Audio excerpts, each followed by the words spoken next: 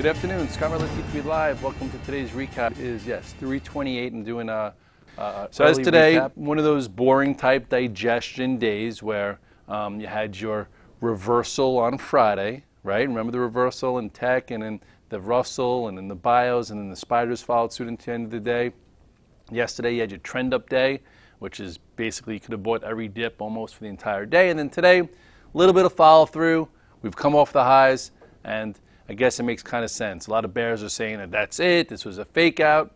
The bulls are saying digestion. To me, I think it's very specific right now where, on day 3, I talk about selling and trimming and trailing versus initiating. But there are some things that have like day ones and things trading. I just hope that we hold in here so there's movement and things just don't fall apart. But anyway, let's just go through some of the charts. It's here's the SPX. You will see this is this is the move from Friday where we want to reclaim the 8 and 21 day. This was your push through resistance, and now as you can see, starting to sell off a little bit, right here.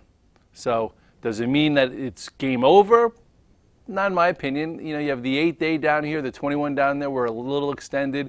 We were as low as 1867, went as high as 1902. So what is that? 35 handles in 3 days. So I'd like to see a little digestion. Maybe we close a little weak. Tomorrow we open down a little bit, close, go green and build a nice little upper level bull flag. We'll see what happens.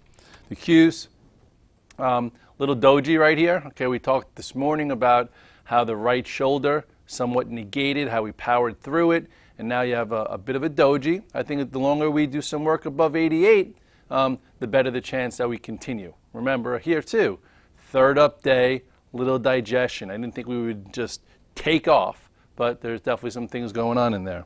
IWM, what are you doing? Little weaker, okay? Not above the prior high like the spiders and like even the Qs, but still hanging around. Let's see if it holds this area. This is the area we talked about in the morning. If it were to all of a sudden come all the way down and then close on the lows, I think that would bring skepticism that this could be just an oversold bounce, which it might be. If it holds around here, goes sideways, maybe it's more. This overbearing head and shoulders pattern is still there, but if you got caught here short, this 2-day move probably hurts you. So at this point, I'd love to see it flag, build some patterns so we can move on. XLF, what'd you do today? Small little RDR, like nothing's so blaring. Here was here's Thursday, here's Friday, breakout, inside day of the bank, so really just not the place to be anyway. So let's go through some charts and some things we've been talking about. One stock that we've been talking about, and focusing on, Andrew, is Apple. Apple has been something since earnings, been a really nice trader. It's been a little boring lately, okay, definitely, this was your big earnings gap, here was your push, small topping tail to get away from it a little bit. I think I held from here to this day, and then I started trading it. Little bull flag here, boom, another outside day, then you had your bottom tail. So here you are, the range is constricting. I personally think it does make new highs, it's just how. So, at this point, maybe you stay in some, and I do say that buying strength lately in Apple is not the way to feel good. You have to buy it on the dip because there's no clear-cut pattern. On a day like this, when it broke out above this little wedge type formation, yes, it was pent up. People thought, where can we go if we go over 600? There were some unknowns, and now we're just smack in the middle of the range. That could need more time, so be careful on prices. Google had some nice follow through today. We talked about this descending channel. Here's when it reclaimed the 200-day, and since then, nice 3-day move, holding above this descending channel. Let's see if it goes sideways. This right now is acting best out of the beaten up high beta names.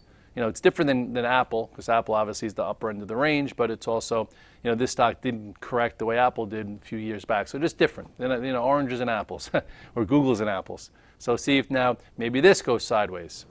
Netflix went from negative to positive and pushed through this area, okay, that people were looking for in the morning. If you caught a good trade, it did go as high as 354 before coming in. Now I guess it needs some time. Some actually faded versus the highs. If that's you, cool. Now it's really not really set up. You had a break above this 3-day pivot, a bit of a squeeze above this 347, and now it's off. So maybe some sideways action, and then it can continue. Amazon lagging, but it's working its way towards the 309 that we talked about. I don't think it's very, it's not very compelling.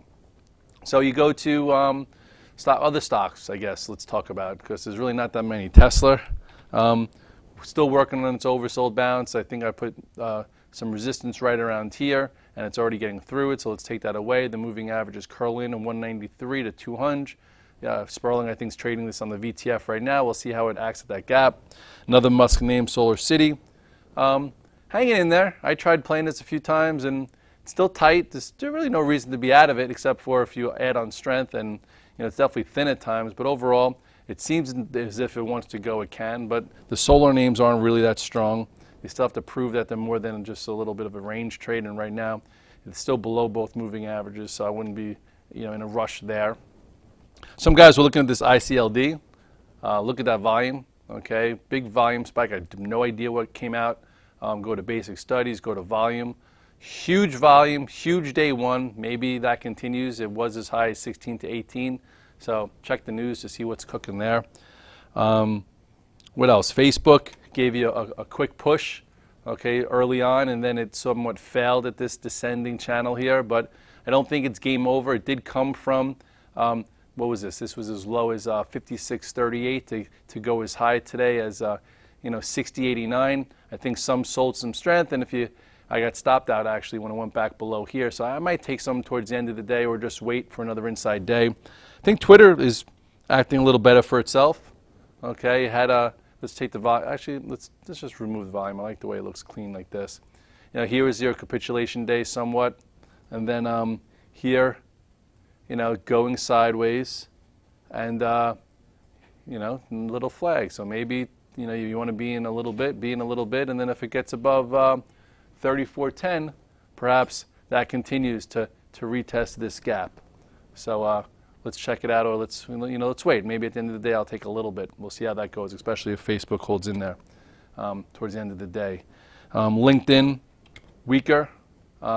Still nothing here. Tried to break out inside day, a little weaker than some of the other names. Still well above the bottom tail. Not much to do there. Yelp also weaker. Bottom tail, small topping tail. Still not even at the 21 days, so not much of a bounce, still below the 200 days, so all it is a trade if you could actually get one of those.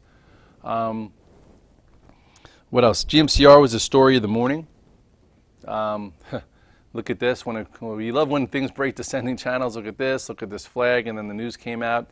It couldn't get through the prior high, but still a big move. See how it handles this gap if it digests in front of it. It's step cousin, not doing much. Soda. If you're buying soda because GMCR is up, you're probably not doing so well. So just I would somewhat avoid it. What's GLD doing? Not a whole heck of a lot. I guess you could say it's getting a little tighter. Let me get rid of that. So sorry that I sound a little lethargic. It's just today is a lethargic type day. I was at actually a BTIG charity event today, which was a lot of fun. If you go to my Twitter feed, you'll see I have a picture with Reggie Jackson, with David Wright, with Petra, who's unbelievable ever since what happened with her in the tsunami. She's raised so much money for charities. I got Bridget Moynihan, however she pronounces her name. I got a really cool shot with Rex Ryan. He's looking svelte. He's looking big. Actually, Woody Johnson was there, and Eli Manning. It was cool. It was great to see a lot of Wall Street out, celebrities out, models out, sports stars out, all getting together to get customers to do orders in order to raise money for charity. And a lot of it's going to the kids. So, if you happen to be lethargic and having a bad day, you go to these type of events and you see some of these kids that were born without a choice, with a disease that makes it harder for them day to day. So if all you're worried about is, a negative or a red P&L, sometimes you got to walk in someone else's shoes and figure out how good your life really is compared to some of the complications that go out there, in all senses of the word. So put some things in perspective. Try and make sure you don't just wear your P&L on your sleeve. I know, money doesn't solve all problems, but at times if it's tight, it definitely creates some stress. But get outside, get some fresh air, be happy. My grandma used to say, if a check could solve your problems, what problems do you really have? And that's really the truth. Today is Tuesday. Again, it's not 4 o'clock. It's actually like 3:40 doing this recap because we have an open house. See you tomorrow morning at the call with Brittany. Have a good night.